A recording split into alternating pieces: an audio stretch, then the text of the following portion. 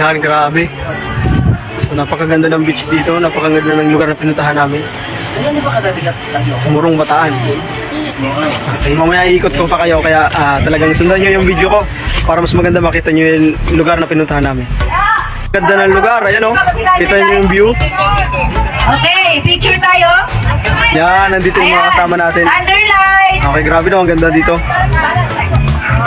Yun o, kaway, kaway. Yun, grabe yan. So, syempre, malupit nating appliance. Bakit na kasi napakaganda ng lugar? Ganda ng view. White beach pa. Oh, next time sama ka.